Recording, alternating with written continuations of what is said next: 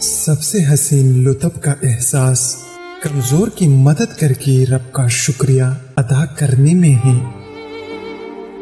انسان کی کاہلی اس قدر آہستہ سفر کرتی ہے کہ جلد اس پر غریبی کا دور شروع ہو جاتا ہے۔ روزانہ ایک سیب کھانا آپ کو طبیب سے دور رکھ سکتا ہے۔ اپنے آپ کو ہر تبدیلی کے لیے تیار رکھو۔ تیار گھوڑا ہمیشہ دور تک سفر کرتا ہے۔ غلط راستے سے قدم پیچھے ہٹانا دراصل درست سمیت کی طرف شروعات کرنا ہے۔ کام میں رکاوٹ آنے پر مت گھبراؤ۔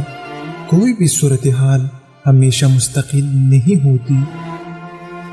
کسی بھی سوال کا جواب دینے سے پہلے ایک بار گہری سانس لے کر اس کی بارے میں ضرور سوچ لے۔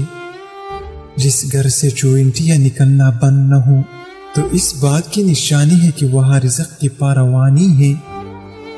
اگر تم گزرے ہوئے کل کے برے حالات کے بارے میں سوچو گے تو ممکن ہے کہ آج بھی برا ہی پاؤ گے۔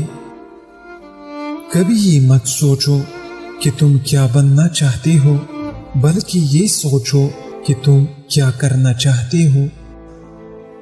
اس زمین کا انسان ہزار منتوں کی بات بھی نہیں مانتا، لیکن میرا رب ایک سچے دل سے کی گئی سجدے سے ہی مان جاتا ہے۔